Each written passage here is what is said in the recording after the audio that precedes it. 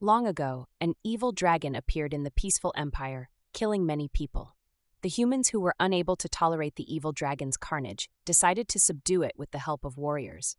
Upon being defeated in a fierce battle, the evil dragon cursed both the leader of the warriors and the first emperor of the empire. Following that, the evil dragon died. A few centuries later, the crown prince of this generation was the most powerful person in the history of the empire. However, both his looks and personality turned hideous after his coming-of-age ceremony. He did everything in an attempt to dispel the curse, but to no avail. When he had finally given up on everything and was to be resigned to his fate, the person who appeared before him was... We see a timid blonde girl who says, "Excuse me, Ciel I?" She has something she'd like to say. A person writing responds and asks what about. The blonde girl says about that. She has a lover. The scribbling of the pen comes to a halt as the words register in Ciel I's head. Ciel I is a pretty girl with a diamond face, purple eyes, purple hair, and a black and purple gown. The former says, Ciel I, she really wanted to tell her about it. Ciel I closes her eyes and sighs, saying she sees. Congratulations. Our fist girl is named Tirel Puratina. Blonde hair and faint green eyes, the type. She was a beauty. Puratina was the epitome of innocence. She saves the crown prince with her holy purification powers. As the heroine of the novel, the evil dragon doesn't bite. The fact that she, the heroine, is in love means that the original story will begin to take its course. That means she might die soon. Why is the story progressing so quickly? Ciel I breaks into tears. Our girl asks her friend if she is all right. The later responds that she is sorry, and she was a little surprised. She can't help but be surprised. The fact the original plot has began to take its course means that it won't be long till she reaches the guillotine. What does she say to that? Well, to start, she has to first talk about her fiancé. Her fiancé, Duval, is a villain in the novel. He is a pathetic man who cheats on his fiancée. He harasses the female lead and is put to death by the crown prince, who is the male lead. If he wanted to die, he could have just died alone.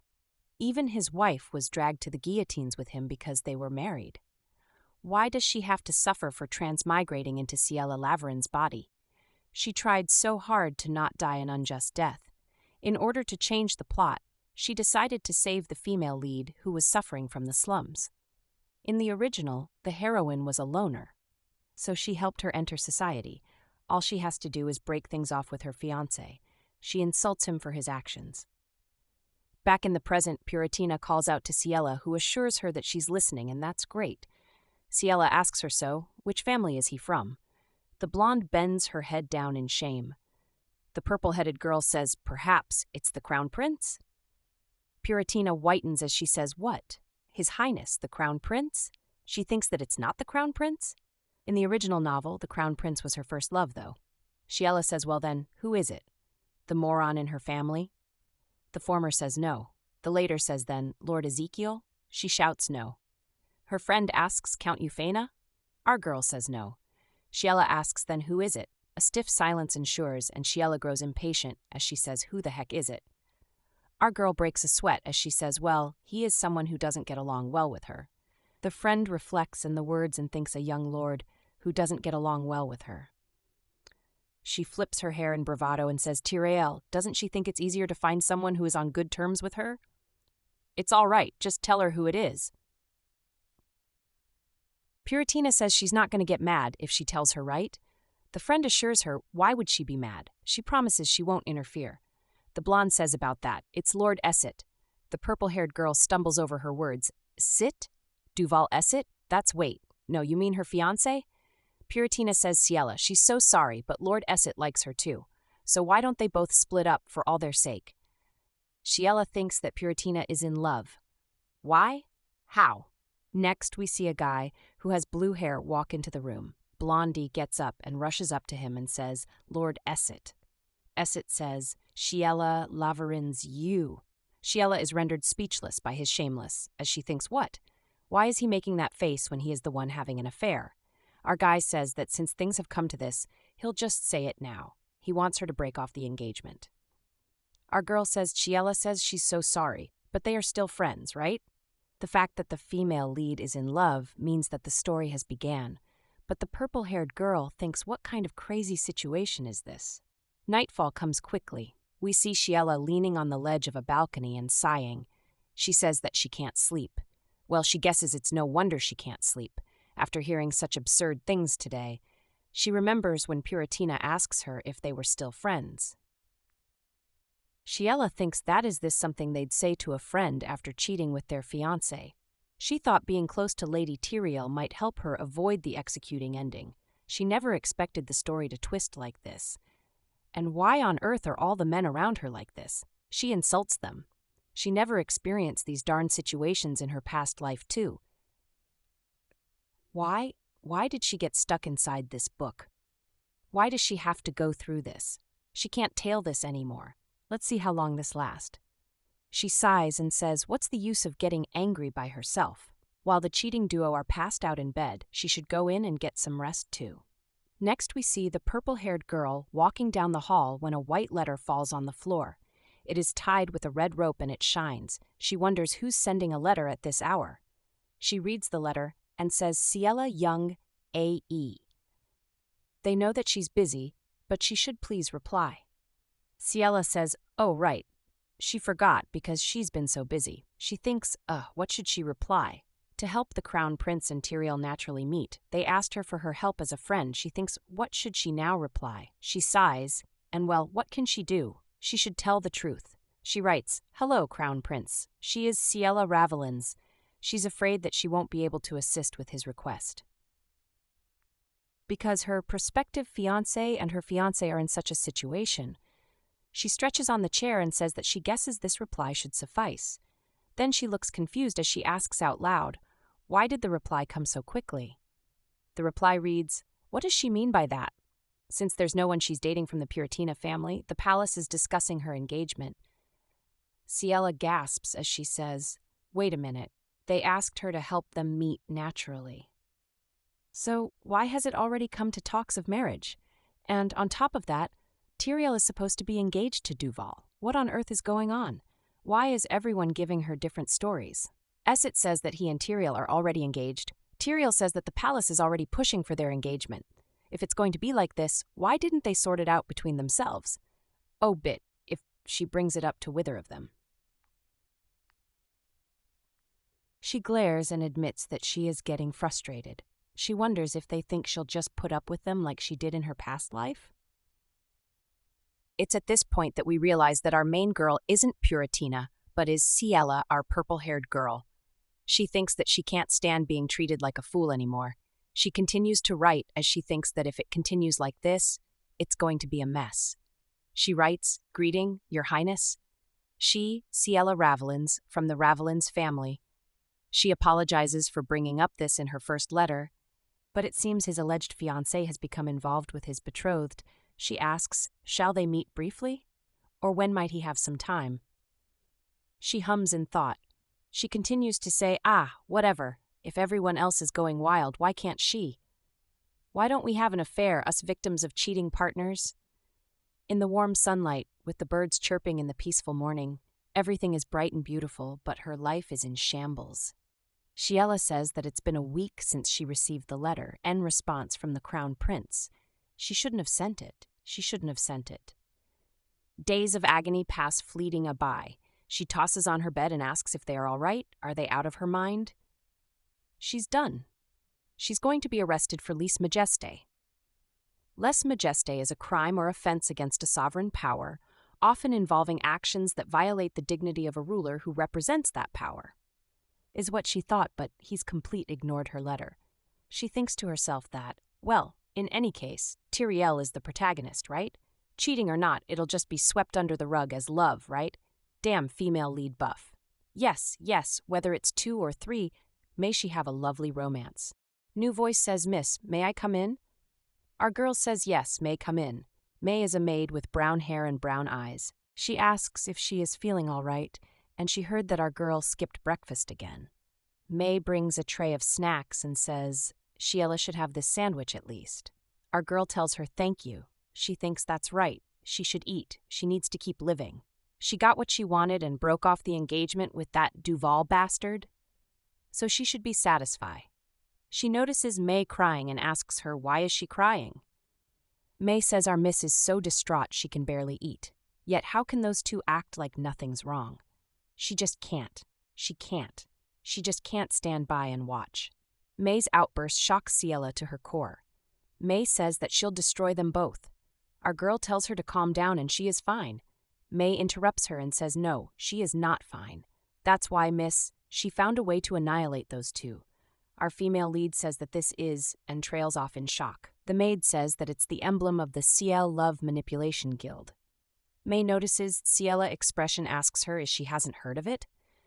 May explains that when she hears the name, it sounds like a place that helps with love, but it's the opposite. It's an underground guild at the forefront of exposing affairs, and their reviews are fantastic. Her husband, who's been coming home late, thanks to this guild she kicked him out, and we're in the middle of divorce proceedings. She used the guild and got sick. She was trying to catch an affair, but it messed up her household. May urges Ciel I for them to leave and annihilate them. Our girl tells the maid to wait a minute. May tells her to hurry and get dressed. They leave the castle and soon they arrive. May tells our heroine that she brought her here, but she needs to be careful. Ciel I looks around confused and asks why. May says actually, there's a rumor that the guild master here is dangerous. Our girl echoes dangerous. May tells her yes, and she heard if he's pissed off, he turns people into dolls, and he tails cheating men and tortures them in the basement. So she has to be careful. Well, rumors tend to be exaggerated, but May never completed her statement because a green-haired man appeared and completed it. With a friend face, he says to some extent they're true. May jumps into. Our girl says the man startled her. Ciel I says who is he? He says that he is the guild master they were just talking about. They've come here for a request, haven't they?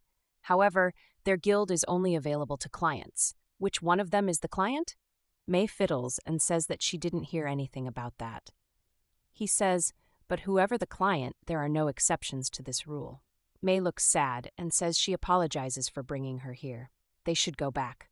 It's too dangerous for her to go in this place alone. Our girl assures her and says that it's fine and she is not a child. May protests, but our girl tells her that once they're done, she'll call a carriage. May shouldn't worry. May tells the guild leader to, please, they should take good care of their miss. The green-haired man says that May shouldn't worry. He'll attend to her sincerely. The maid tells him that it's just their miss's feelings are very fragile, so if she asks him to cancel the request halfway through or go easy on them, he mustn't listen. He says just who has fragile feelings? Oh, he will do his utmost. May starts to leave and turns around to say that she's relying on her. She must properly punish those people. R says she will see May later. The duo left standing exchange a tense look, and he says she should allow him to guide her this way. Next, we see a library full of books, and the duo walk in to see people in dark cloaks moving about holding books and talking among themselves. The girls in cloaks says, oh, he's arrived, master. The guild leaders asks, how shall they deal with the fiancé and his mistress? Ciel I sighs and says no, he should leave them be for now. More importantly, she'd like an explanation. He asks, how did the existence of this guild become known far and wide? Whoever leaked the information should come out right now. She says that she will annihilate them first. The guild leader says that Leatherner, he's been acting as master till now. When did he say to expand the business? But master, the income was too lucrative to stay out of it. Our girl yell him to sit up straight. He bows his head and says he wants to resign. He says that she should see this cozy master's room. He's carefully decorated it with the recent commission. Our girl call him lighter. If he wants her praise, he shouldn't decorate the display case. He should find her proof that the two-legged man is cheating on her. Lighter doesn't say anything as he prostrates on the floor. She calls his name again and says that she's told him every time. The reason she created this guild was to break up with Duval. Her ex-husband's infidelity is no secret to social circles, but just having rumors isn't enough for a breakup. In her office, our girl sits behind a table as Lighter stands before her, offering an explanation. He say, but even after gathering this much information, they haven't found much. It seems like the Viscount Esset is using the Dark Guild to erase the evidence. Should he try infiltrating their side? She says, that's a no-go. It's too dangerous. She thinks that since Duval already suggested breaking up from his side, there's probably no need to do that. She places her head onto of her crossed fingers, saying, anyway, he should keep looking for the evidence. He says yes, and he understands. And, oh, master, what's up with her hesitating? Is something wrong? For the past few days, an unusual guest has been coming to see them. She echoes an unusual guest? He says that he knows that he's not the master of this guild. She says, how in the world did he... Why does he want to see her? The guild master replies that, someone asked him to have a revenge affair. He had something to ask about that. She thinks, huh? An affair revenge? No way, right? We see our girl wearing formal clothes with a mask covering only her eyes and a cloak on her head. She thinks that there's no way the crown prince would come to a place like this, but just in case, it might be a good idea to use a transformation artifact. Hence she says out loud, good idea. Then she thinks with that, he won't be able to recognize her by her voice or appearance, if the duke's young lady is found to be the master of the guild. Now, shall they find out who this unusual guest is? She opens the door and walks into a room with a scent in the air. She thinks that this is the scent of roses. Did he put on perfume? We see a blond man wearing black and white formal clothes with a black and gold mask covering his face. He asks her if she is the master of this guild. She says, yes, that's correct. She wonders, who is he? With looks like this, they'd be the talk of the town. And the color of his eyes? He has piercing golden eyes. She wonders, golden eyes? Was there a character like this in the original work? He tells her to take off her mask. She says, what? He repeats himself. She gets offended and says that if that's all he has to say, then she'll go now. He tells her to wait a moment. He apologizes. He was rude out of curiosity to confirm her identity. She wonders that is the perfume scent gone? She says yes, well, she accepts his apology. So what does he want to ask her? He asks her that she'll keep this a secret. Won't she? She says, of course, without that, she can't do business. He says that it's just a few days ago. He interrupts himself and says, no, someone he knows received a letter from a young lady. Her fiancé and their prospective fiancé were having an affair. She thinks, huh? Wait a minute, this story sounds strangely familiar. It's like her story. Then he says, so she suggested having an affair. She thinks it's her story, isn't it? So the person in front of her is the crown prince? He tells her that, but there's a problem. She thinks that he's here for advice because of the letter she sent? Darn, things just got... He says, wait a moment, the person he knows doesn't have a prospective fiancé. She thinks, huh? He doesn't have a prospective fiancé? They should calm down. In that case, this person isn't the crown prince. She's confirmed multiple times that Tyrell is engaged to him. He asks her if she is listening. Then she says, yes, please continue. He says that he's had his fair share of proposals, but he received a proposal for an affair for the first time. He plays with his cup of tea as he says that he's curious about why the other party made such a suggestion and what was she thinking. He says that he heard she is an expert on these matters, so he wanted to ask. She thinks, oh, come on, is he really saying that about her? She says that in her opinion, it seems like that young lady misunderstood something. Maybe she thought he had a fiancé or something. He says no. It's not a misunderstanding, given his social status. She says that his social status? She thought he was talking about an acquaintance. He says anyway, someone won't propose an affair to just anyone, so he wondered if she might have considered him special. She wonders, could it be? Is the answer already set, and all she has to do is respond? To think he'd spend money to ask such a question. Well, thank you. She gushes and tells him, yes, dear customer, it seems like that young lady thinks highly of him. He says that he guesses so. Well, then he thinks he should accept her proposal. She thinks that she's suddenly a little envious, even if he doesn't know who that young lady is. From what she's heard, it seems like she made the proposal to her crush. She even made up a fiancé who doesn't exist, and he's not even mad. Rather, he is seriously considering her proposal. She asks him if he can tell her who is this young lady that sent him the letter. He asks, why should he do that? She says that young Lazy or her fiancé might come to visit their guild. Duplicate, he interrupts her and says he wants to give her one warning. If there happens to be any requests related to that young lady, it's better not to trust them. She says no. Of course not. But who is she? He asks if he is mistaken in sensing an impure and private intent in her question. She says yes. It's a mistake, dear customer. She's just here to help him with everything up to the point. He tells her this won't work, and she should get up. The command takes our girl by surprise as she thinks, what? Why is her body like this? He says that she should forget everything he said today. She trembles and says yes. He says then can he know now? He walks to her with the intent of removing her mask. He says, who us underneath this mask? Our girl back away in fear as her eyes widen in horror. She thinks that she can't move her body. What the heck is he doing? She cannot. She has to hold on. If the mask falls, her identity will be exposed. This means that shouldn't happen. Her ability not working, she scratches the back of her head and says, oh, sorry, but what did he say? She thinks what happened. What was this, a while ago? He says that she said she would come visit from time to time. Well, now she has to go. She says he is welcome any time, sir. Be careful when he gets home. He says that he can't control himself. He wonders, why is his ability not working? He admits to himself that he can't control himself and he must wait and watch. Next, we see our girl and the guild leader. He says, oh, madam, what prompted her to work 2 days in a row? She says May bothers her when she is at home. She's had weird headaches since yesterday, but she doesn't want to be sick anymore. He says, May, she means the maid she came with yesterday? She says yes. She interrogated her, and if she has made the right order. In their conversation, the maid says that Ciel I didn't make the request, right? She just came, right? Our girl lies through her teeth that she's done, and she wonders why May doesn't believe her. He says, well, why doesn't she tell the maid the truth? She says he would believe her if she told him.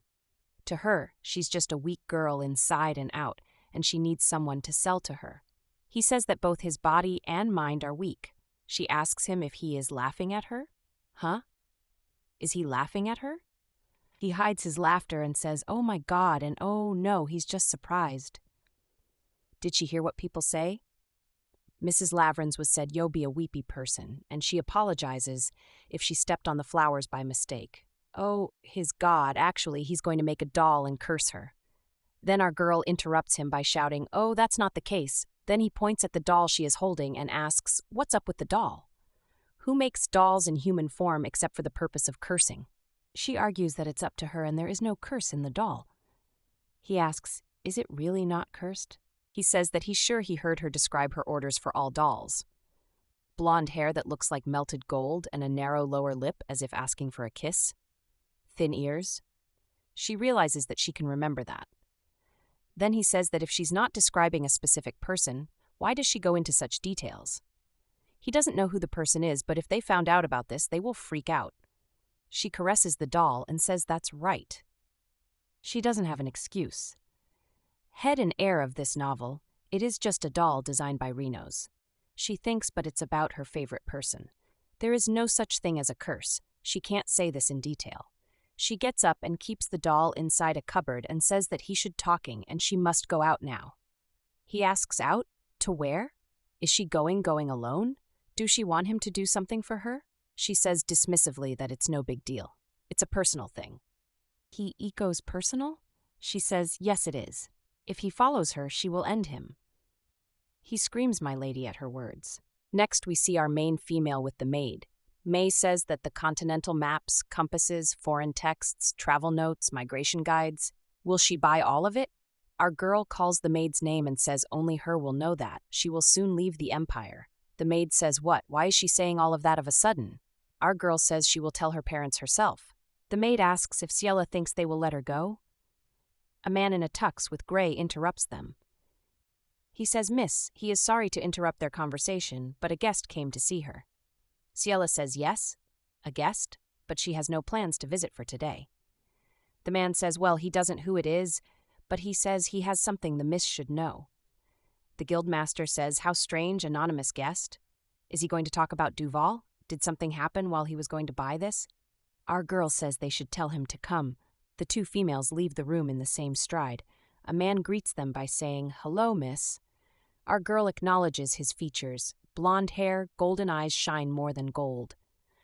The crown prince, her perfect man, and her favorite Renos? She thinks, oh no, this is not the time for reflection. He hasn't answered her messages for a week. Why is he here all of a sudden? She feels that he thinks that he can't believe she sent those messages to him without reserve. She wonders if he came to take her life. The butler asks her if she knows this person. She says, well, yes. He says, so he'll take the visitor to the living room. She tells him, yes, please. Then she stops him by saying, wait a minute. The blonde guy offers her a bouquet of roses and says this is for her. She receives them with a smile and thanks him very much. Then she asks him, so should they go in? He doesn't say anything in return. Inside the castle, they sit on blue sofa across from each other with cups of tea on the table. She plays with the flowers. He calls her Miss Lavrins and says that he came without an appointment and didn't even call, but he received him well, though. What would she do if he was a dangerous person? She wonders if this is a trick question. She can't say that she knows he's the crown prince, because the crown prince's appearance is extremely small. She says that the person who brought her these beautiful flowers can't be dangerous. Wouldn't he come to Hortadias at night? Is he wanted to hurt her? He responds that, well, she doesn't know what's in this world. So she is planning to take a long trip. She wonders, yes, how does he know that? Oh, did he see the baggage she gave May? She asks him in return, so what about the offer he made for her? Didn't he want to go on an adventure? He tells her that he is here to accept her proposal, miss. She looks down at the floor and says, His Highness, the Crown Prince. He should forgive her for her belated greeting. He smiles and says, good. It's strange that she doesn't recognize him. Even the people in the palace know his face. That was why it was not easy to invite her to the imperial palace. He apologizes for the sudden visit. She says in excuse, it is not necessary for the person who gave her such a beautiful gift to do so.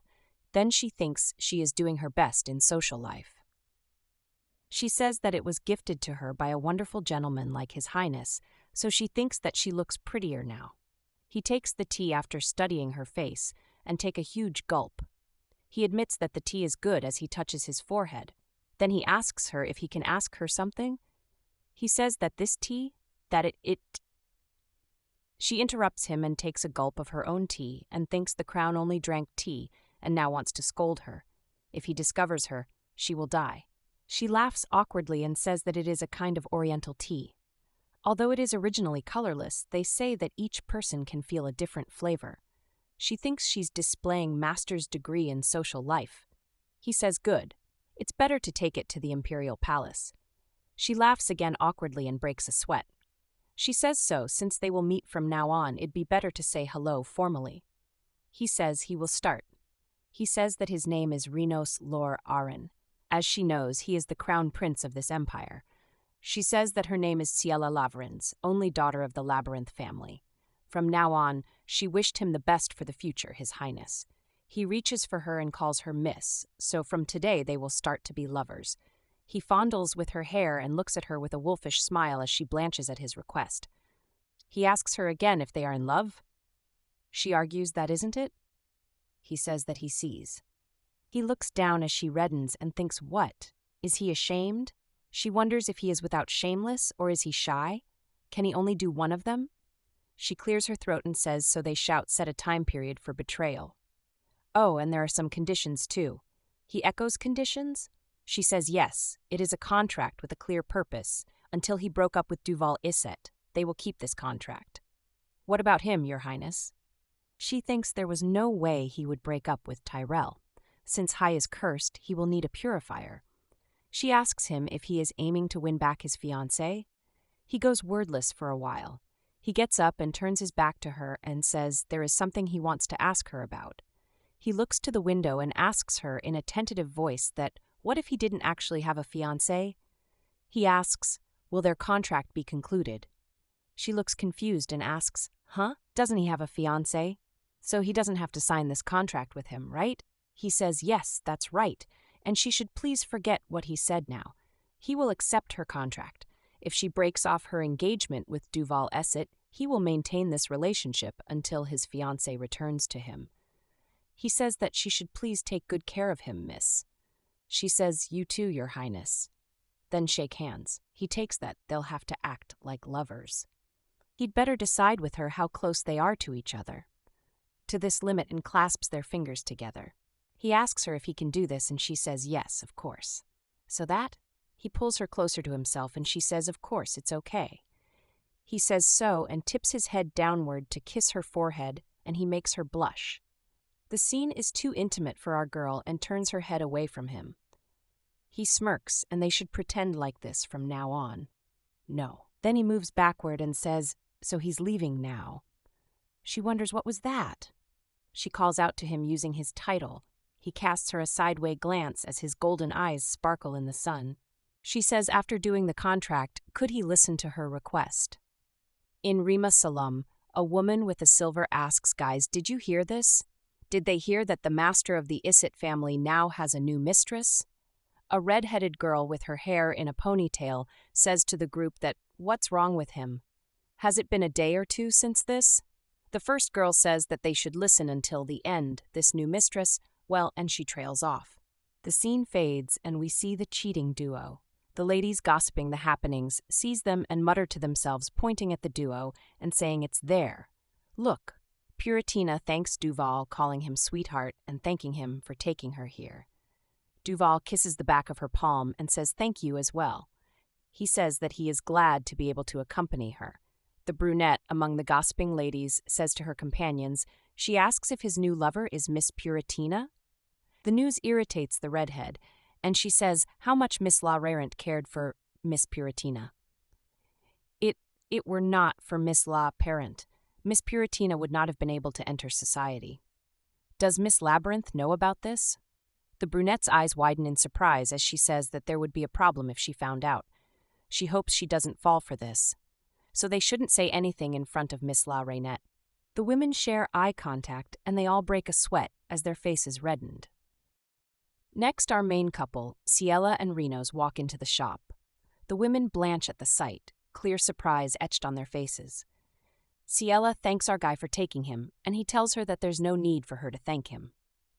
The two couples bump into each other, and the men stare each other down. Puritina breaks a sweat as she says Scylla. Duval closes his eyes and says that he hopes Miss Labyrinth enjoys her time. Our girl wonders if he is angry. How does he feel when he's experienced it himself now? Then blonde guy by her side says that he'll go too. Ciel I says that she will see him later. The cheating female calls out to our girl and says she's been waiting for the day. They'll meet. She guessed they didn't have a proper conversation at that time. Our girl tells her coldly that, well, does she and her have anything else to say to each other? The response stuns Puritina, who looked genuinely confused and surprised. She reaches for our girl and tells her to wait a minute. They're still together. The brunette among the ladies says Miss Labyrinth. She walks over to them and says to the cheating female that it looks like she's looking for a place. This makes Puritina break a sweat as she looks apprehensive. At the gossip table, one of the ladies asks what Miss Puritina thinking about. If she knew what was good for her, wouldn't she know she shouldn't do this?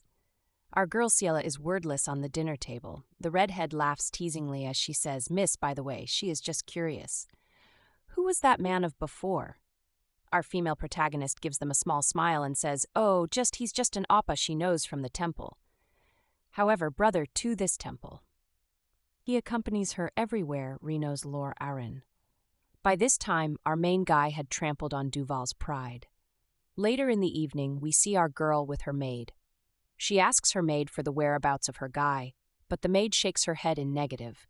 She thinks, though, herself that this is not enough to break up. Why is there no news?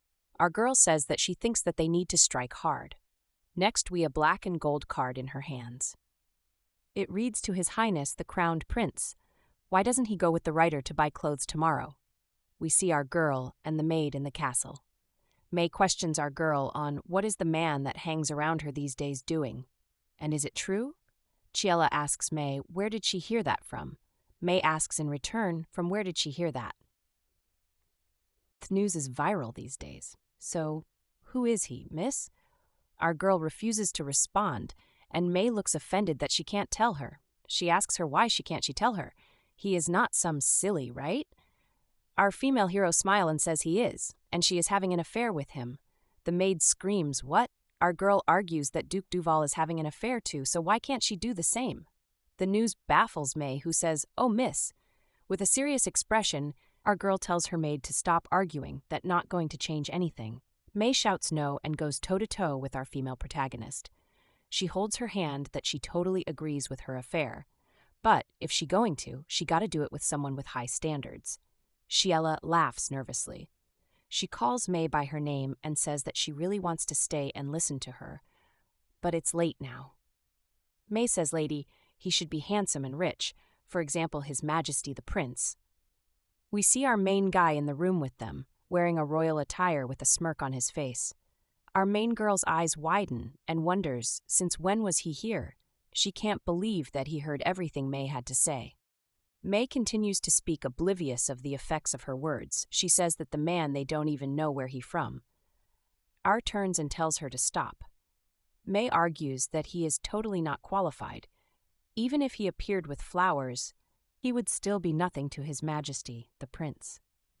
It seems that May is praising the prince so much that she is oblivious that the prince is the one her lady is having an affair with. May bursts into tears, and our girl covers her face in shame and calls out her name.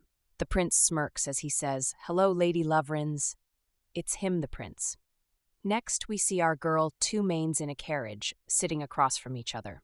Our guy says that it seems that her maid loves her so much. Our girl burst into laughter. He further says that to have an affair with her, he should be the prince. Seems pretty goof for him. She says that her maid is not a bad person and he should please forgive her. He says no need to worry, he doesn't feel offended. Like she said, that person should have high standards, because he is the only one that has these characteristics in the emperor. What does she think? She thinks that after all, he is a human being, so he would like to be flattered, so should she give her best social skills. She smiles and cheekily says yes, she thinks so. He is the most handsome guy she has ever seen. In the whole emperor, no one in the world. He knows that, right? He can lose his conscience while look at someone very handsome. He tells her to stop. He covers his face and grimaces as he says that he got her so she can stop. She laughs teasingly as she wonders if he is embarrassed. Seems like he has some cute side. The carriage driver says that they have arrived. The duo get out of the carriage, look stunning in their royal outfits. Someone says, "Shall we come in?" In a large building with glass windows, a woman with pink hair says welcome. She addresses our girl as Miss Lovrins. Why did she come without telling her? Our girl thinks that since she was terrified seeing her, the rumors are true. Duval the bastard, seems he came to match a dress with Tyriel. Let's see if she can handle the embarrassment in front of everyone. Our girl says that she got to search for some clothes. The pink-haired woman curtsy and says, "Yes, miss, she is sorry." What should she do? The store is under maintenance. She bows her head and says that she's sorry, but she should please come another day. Our girl smiles and says that this is weird and she already smiled and welcomed her, right? And the store looks pretty clean, that it doesn't need any maintenance. The other shop attendants fumble around and look uneasy. Our girl asks now, shall she get it? The pink-haired woman says, "Yes, please." The duo enter the shop, and she thinks that look forward that Duval, she will strike hard today. A male shop attendant attends to her. He says that this is the new product. They should please have a look. Our guy says to our girl, okay, and she comes here a lot? She says sometimes, but usually she comes just to see clothes. The blonde says that they are trying to prevent them from bumping into each other. She steps to him and says, but they are here to do so. She says no, that our girl breaks a sweat as she thinks what she wall him outside. She can't call him by his name. Renos, he says that she can call him Renos, miss. She blushes and says, all right, Renos. We see Duval screaming. What is she doing here? Our mains exchange glances. He says, look at that Ciel I, answer me. He asks her if this is her lover. She reaches for him and our mains embrace as she smugly tells her ex that of course. She and Renos are too close. She asks him, can he see that? Her ex says he lost just like she desires. She asks him what does he mean by losing. He scratches his head and says, right, he will do whatever she wants. Regardless, the girl he was dating here, she is the only one he desperately loves. He goes as far as to ask her if she understands. Our girl breaks a sweat as she asks, "What is this?" She says in her head that this doesn't make sense. Our girl's ex looks dizzy. He says that regardless guys she has met until now, still he loves her so much. She asks what? Our main guy insults the male ex. Duval, getting crossed in seconds, tells the prince a piece of his mind. He says that he doesn't know from where the prince came from, but he should leave before he looses his mind even further. The prince looks bored of the conversation and tells him that he wants to try, and it's okay with him. Our girl gets in their middle and tells them to stop that already. Then she winks at our main guy. She wonders, why is he obsessed with acting? Some calls her name and she thinks Ciel. A pretty blonde girl wearing pink appears. Her bright green eyes makes her look innocent. Our girl wonders, wait, is this dress? Her thought process wanders away. The newcomer calls her name again and asks, why did she leave last night? Nothing happened, right? Our girl wonders that the dress that she's matching today was for the engagement. The blonde girl approaches Ciel and puts her hand around her while our female protagonist wonders that, so that man Duval did, he come to see the engagement dress and at the same time confessed to her? She questions his sanity. The blondie says, wait, Ciel. She had a question from long ago. She stares at the prince and asks, who is he? He looks at her with boredom. Duval grabs our girl by her hand and tells her to follow him while he's still in his mind, and she protests. She tells him that she has nothing to say to him and he should leave her alone. Our guy says to Duval, from where has he learned to do whatever he wants with someone else's lover? Duval commands the prince to leave and that Ciel is his fiancé. Our girl says, come on, Duval. What he just said won't be a shame toward this woman wearing the engagement dress. Puritina looks disheartened as she squeezes the dress in her finger and says, Mr. Iset, what is he talking about? Duval casts a hasty look at her and says, Miss Puritina, let him explain. Our female protagonist cuts him short and says no, Ciel, she will explain. Mr. Iset came here and told her that he still loves her. Puritina's voice sounds shaky as she asks if this is true. Duval argues and says no, he didn't say that, darling. Puritina breaks down into tears. She uses her hand to clean her eyes as she says that he promised her marriage. And he told her that he doesn't love Ciel anymore. Duval argues and says, of course, she is the one who he loves. She shouldn't listen to these lies. Our girl echoes lies. She says that she didn't lie. They are friends, Ciel. Duval tries to force Puritina out the door and says that should talk outside. She says that she doesn't want to. Next, we see Sun kiss the castle as sunset draws near. Our girl sighs in relief as she says that she expected that, but she's tired. The prince chuckles beside her. She feels that it's like she took the protagonist's place, but anyway, she won, right? Our guy says that how did Miss ended up with someone like him? She tells him that it's because of family business. He says that it's obvious that Iset won't let her go. She assures him and says that he was the one suggesting the divorce. She finished the registration and she brought a magic tool for the registration. He says that at this rate, good luck. Then she says, oh, she has a question. His Majesty and Ciel have never met before, even so the engagement was going to be done. He sighs and says right. She asks, what does he think after seeing Ciel today? Did his heart beat fast? She remembers that was the same thing in the original novel. Just after His Majesty meet Ciel, his heart beats fast. That is how he fell in love. He says his heart beat because he was with her, miss. He looks her dead in the eye and he says this showing how serious he is.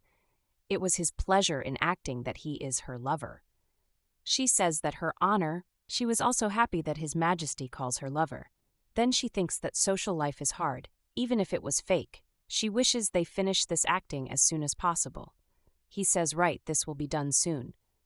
She thinks that after all this tragedy, won't the divorce be done soon? Even Duval won't be able to handle this. Impossible. But maybe. He has his own way of hurting. The door to our girl's office open and someone shouts that the person can't come in like that. Someone greets her and calls her name. She looks up from her writing. We see Duval, who says he is here to tell her that he's not willing to divorce. Our girl thinks that he was rational at some point, but in the end, he is just a stupid baby. The two stare each other down. She stare each other down. He is saying that he doesn't want to divorce. They already had an agreement between them, and since there is still an evidence for that, they can't break the law. In a flashback, we see Duval with Puratina in his hands as he says that he is telling her that he wants to divorce. He screams since when. He throws down a glass hair clip as he asks her what if she doesn't have it now. She places her hand under her chin as she says, it's okay. She has plenty of them. We see another glass hair clip in her hand with a holograph of him saying that he wants to divorce. He says she doesn't even know why. Okay if she is desperate, and then he sighs and bows his head. He says that he will take of her lover for leaving her. She scoffs in disbelief as she says, right? This is ridiculous. Why doesn't he just tell his fiancé? He interrupts her and says no. She is his fiancé, Ciel I. She looks at him as if he has gone mad. She laughs. She says that people will this, that he is the perfect man. Okay, if he doesn't want to send the letter, she will do it instead of him.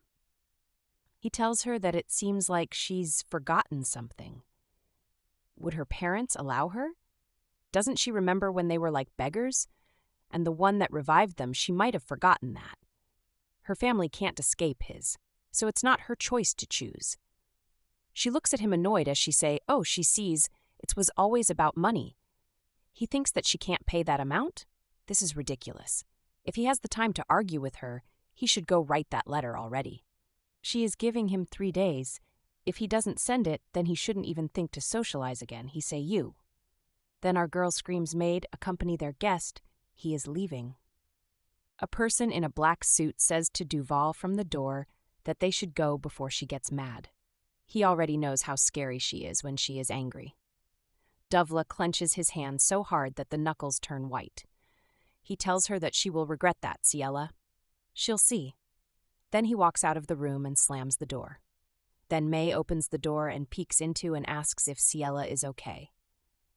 She walks in and notices the mess on the floor and says that, oh my God, the glass is broken. Did she get hurt? Our female protagonist says no, she is okay. She bends down to clean it. Our girl says, May, how could she clean it with her naked hands? May assures her that she is all right. Oh, what is important? She didn't get any answer yet. After he sent a message to the Count Valton, our girl says that she asked him to sign the divorce letter. So the answer came a little late, but here is a letter for her. The maid says that she intended to read the name, but the handwriting is too bad. Our girl takes the letter, says, oh, it's Liz's handwriting. She hums as she reads it. Say says, ha, is that true? R calls the maid's name and asks her if she can get some clothes of a promenade. The maid says no. Where is she going? She says to catch the escaped old man. Next we see that it is daybreak. Someone says, all right, this is weird. He should be here by now. Next we see our main girl and Guy. Our Guy says that it has been 1 hour. Didn't she get bored? She tells him that she is all right and she is afraid that Renos may have had a hard time because of her. She tells him that he didn't have to come. He says that may be dangerous. There is no danger. All she needs is to get the signature of divorce. To complete the divorce, he needs the signature of the notary who attended the engagement ceremony. He says that he heard that Iset family and the Count Valton are close. She shouldn't let her guard down, miss. She says that she prefers to be in danger and meet our blonde Guy than meeting with him. He says she doesn't that. She says, right, why would he think of that? He goes silent. He holds her hand and our girl says, Mr. Renos. He tells her to come here. Did she like candies? She says yes, she likes it, but it's cotton candy, right? He says that he heard that eating candies would help her get herself. She asks him, how did he know it's candy? Does he have it in the palace? Isn't just street candy? He says no, he just heard of that. That's why he knew it. Our girl holds a fluffy piece of candy to herself. She says that she should wash it before it, but she's in trouble because there's no water source. He asks, wash candies? She says yes, it's good for his health. Oh, shall they wash it there? Our heroine directs their attention to a fountain. He clarifies the fountain. She says, come on, Renos, with a cheeky smile. She asks him if he would do it for her. He tells her that he will if she wants him to. He plucks a piece of the delicious sugary snack and dips it into the fountain water. It disappears in seconds. He says that the candy disappeared. She laughs at how cute he looks as he is sad, He asks Miss, they should not wash that, right? She laughs. And then she says that she's sorry. She's just kidding with him. She calls his name, winks, and says that he has a cute side. In a flashback, we see a man in a cloak, and he thinks, wait a moment. He is. Yes, he's sure that he is the Count Valent. The duo exchange eye contact. We see a man in a cloak walking through a busy alley. He thinks that what? He feels like someone is following him. Impossible. He breaks a sweat, grits his teeth, and looks lost in thought. Our girl Ciel I appears in front of him and puts her hand on her waist.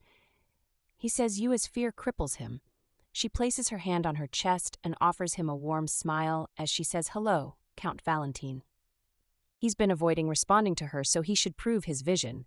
He thinks that, oh man, instead of running away now. Our guy appears in their midst wearing a blue suit. The Count looks surprised at the sight of Reno's. The Count breaks a sweat as he stands between them.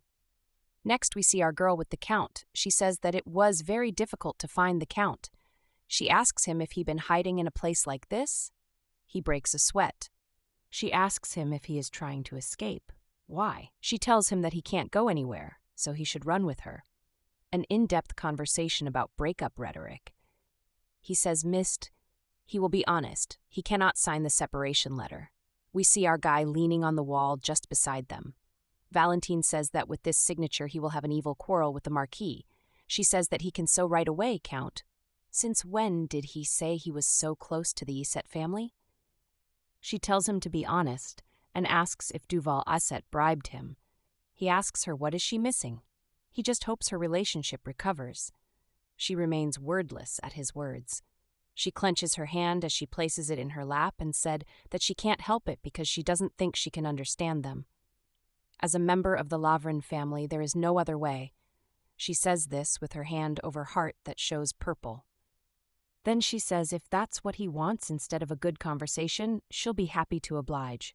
Reno's panics and says, Miss. The Count backs away in fear and screams with sweat dripping down his face. Next, dark purple hands come out of the air and drags him. He screams help as he tries to get away. His cap falls to the ground and he follows soon after in a heap. Our girl's body is bright purple and Renos tries his best to calm her down. He calls her name countless times and asks, what if she fainted like this? Then we see her thoughts. Damn, she was so angry at him for telling her such an obvious lie. The Count trembles in fear on the floor and asks, isn't that an abuse of power, huh? She bullied and intimidated him and Eve at that time during the sermon. Our girl admits in her thoughts that she feels dizzy and she's just trying to use her skills, but she's so exhausted. Renos calls out to her and says, let's go back now. She goes to argue as she says, but then he says no, she will come back with him. He makes her seat in a nearby chair and tries to calm her down. He says that it doesn't seem like she'll be able to talk to him anyway. She says okay, she'll go back and find another way. He echoes other way. She says she will find a way to break up without his signature. The Count from a dark corner asks, isn't it the only way? He says that without the notary's signature, even the royal family cannot annul a marriage. The dark shadow comes for him again, and he crouches down in his seat and screams. Our girl says in a deadly tone that they will see whether he will break up or not. Next, we see an office with a large red chair and brown and black furniture. Our girl says, damn it, Duval, he brought the Count. She holds a Reno's doll, as she thinks that she thought she would use her powers to get the signature yesterday, but now that she thinks about it, in fact, she was about to get into trouble. If Ray hadn't stopped her, she doesn't know what kind of problems she would face.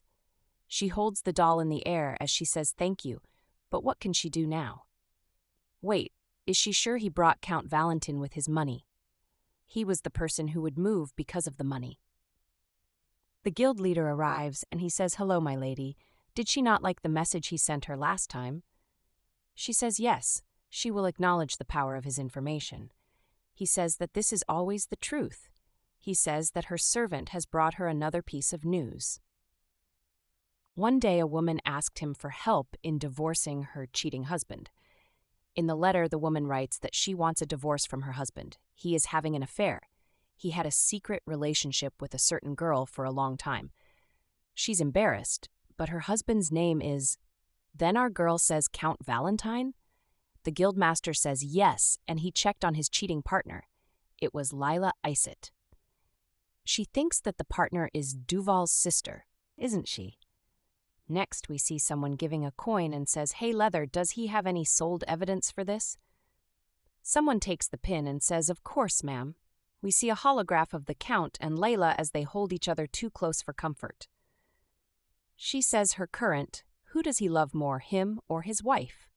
He says that of course he loves her, Mrs. Albacete. By the Roman, he would have divorced his wife in the village. Then our guildmaster says to our girl that he was very happy last night, and she says that it's enough. She can't listen to it. Then she hums and says somehow, if Miss Iset and the Count were in that connection, it would be worth taking Dovsel's side. It's going to be easier than she thought. He hums and asks her, is anything she wants to tell him? She says that our Union VP Lil is the best. He smiles. So does it appear faster? Case solved in this guild? If you're eager for the next chapter, drop a comment expressing your interest in a part 2. Don't forget to subscribe and ensure to hit the notification bell to stay updated. Until next time.